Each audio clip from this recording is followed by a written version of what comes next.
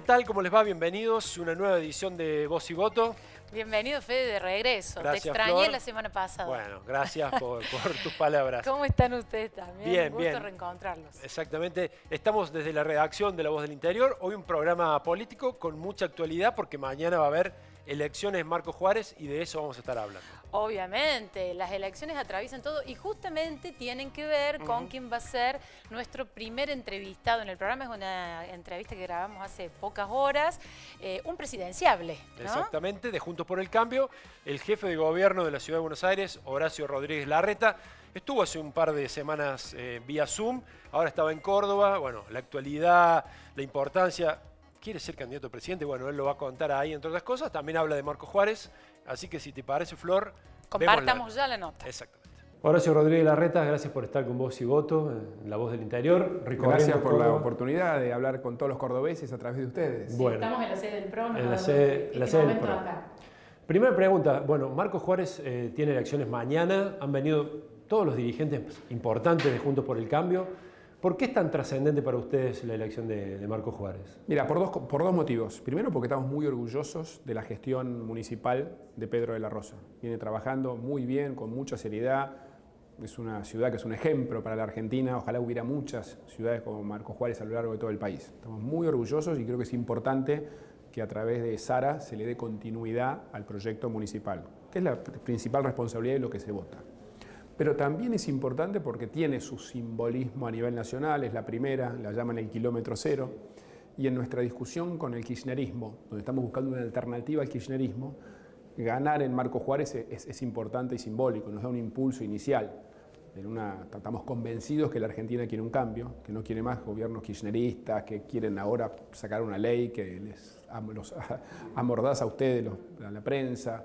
Necesitamos un cambio, y justamente para iniciar esta, yo diría, discusión con el kirchnerismo, Marcos Juárez es importante. Pero en el caso de Marcos Juárez es contra el eschiaretismo, ahí es diferente la lucha. Pero es ganar la elección, lo que significa ganar la elección, tiene un mensaje nacional y la discusión nacional hoy es con el kirchnerismo. ¿Y qué pasa si no hay triunfo?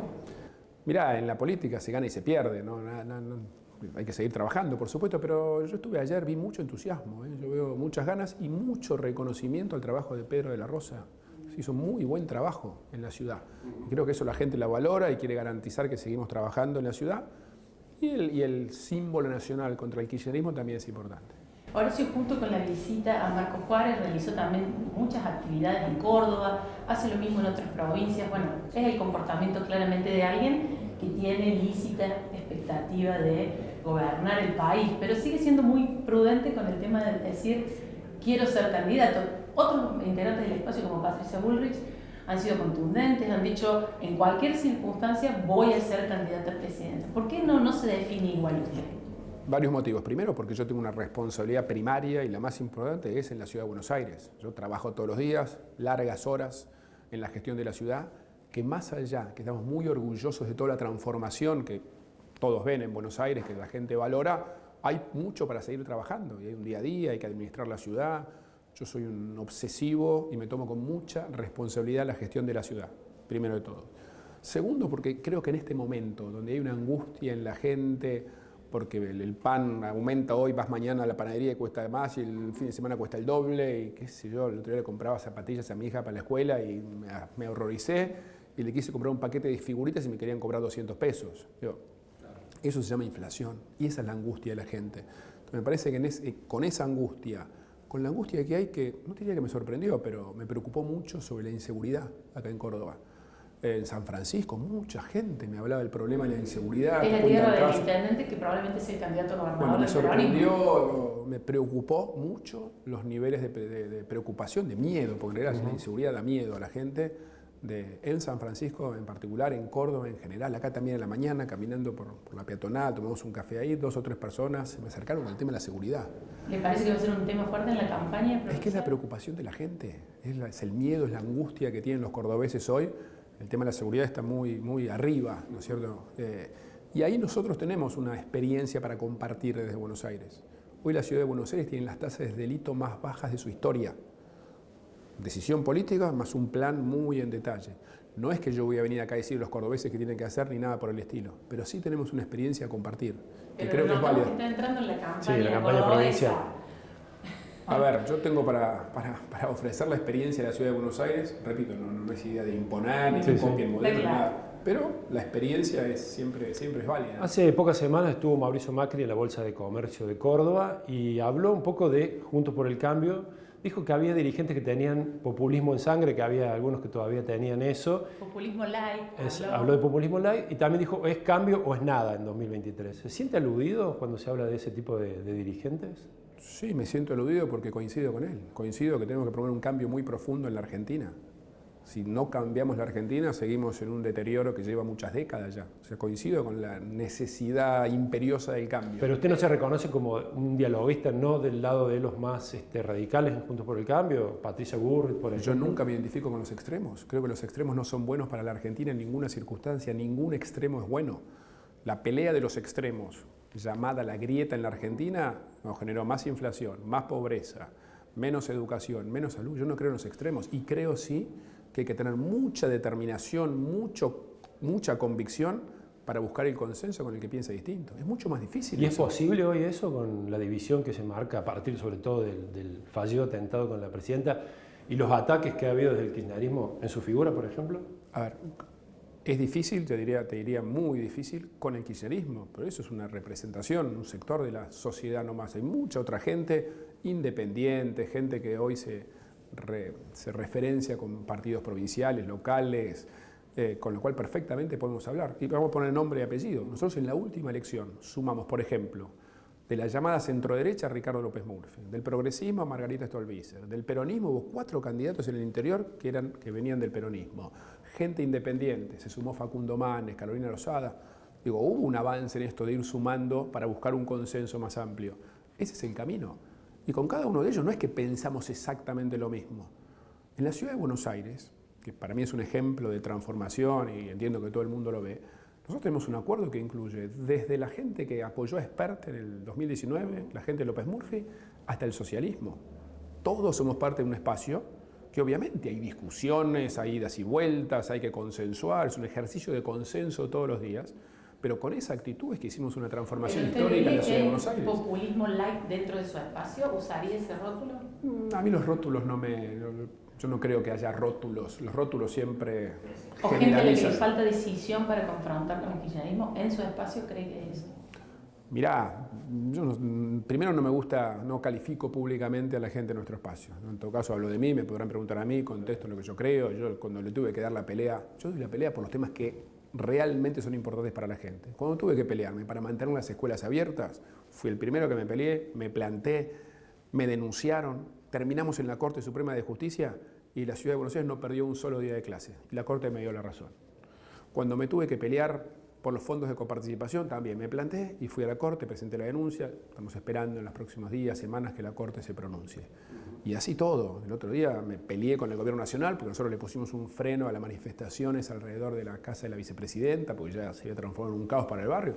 Fui, me planteé, nos peleamos y la cosa descomprimió bastante. Entonces, lo importante es la firmeza para defender valores, pero también hay que tener mucha firmeza, mucha convicción para consensuar con el que piensa diferente. Y el ejemplo de la ciudad es clarísimo, no es que están todos de acuerdo en lo que son parte del espacio, hay discusiones, hay distintas posiciones. Pero esa postura, entonces, si hay un llamamiento al diálogo de parte del Gobierno Nacional, franco, digamos, más abierto, ¿estaría dispuesto a ir y sentarse con los dirigentes del Frente de Todos, por ejemplo? Mirá, un día dice que van a convocar a un diálogo, a la mañana siguiente la vocera del presidente dice que no hay diálogo.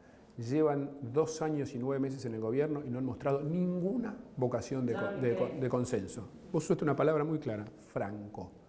La verdad que no se ve ninguna franqueza, ninguna convicción por parte del gobierno en la necesidad del diálogo. Y como te dije antes, el consenso no es realista con todos.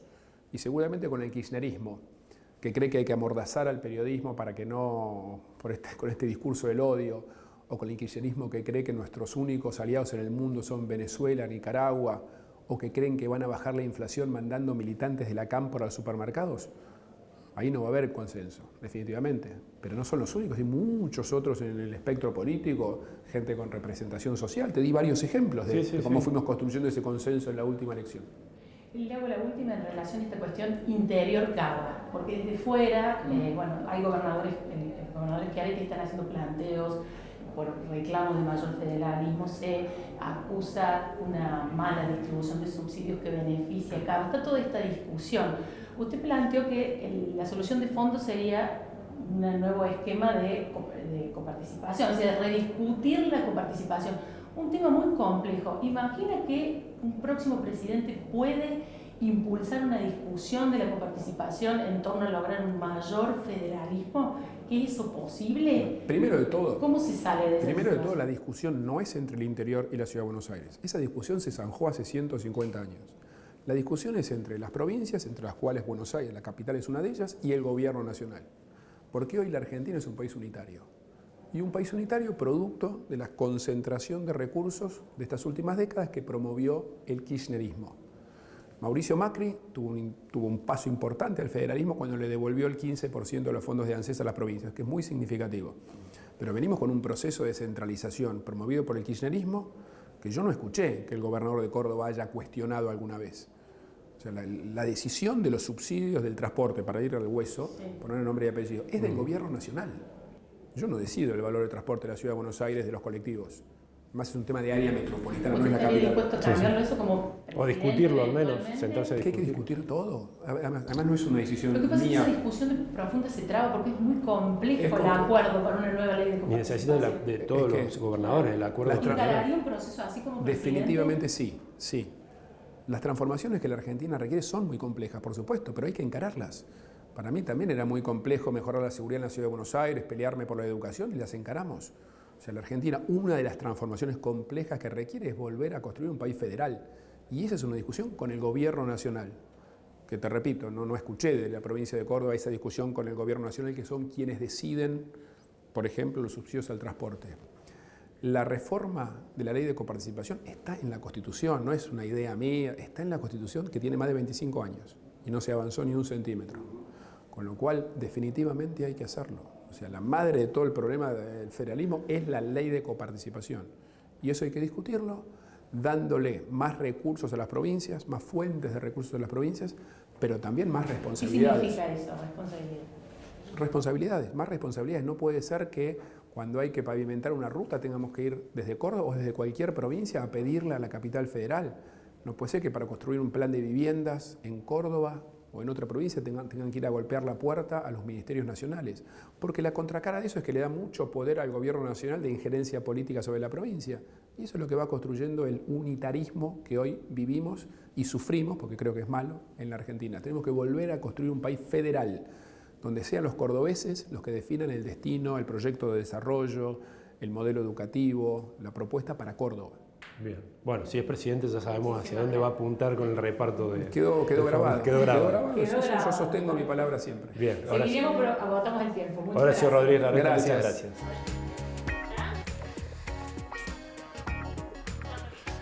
Bueno, y ya en Estudio Flor, después de la entrevista con Rodríguez Larreta en la sede del PRO aquí en Córdoba Capital, no cambiamos de tema, o por lo menos de uno de los temas que tocamos El con tema Larreta. del momento, del fin de Exactamente, semana. que es Marco Juárez, ¿no es cierto? Que mañana va a Exacto. definir quién va a ser la nueva intendenta, porque eso es así, va a ser nueva intendenta.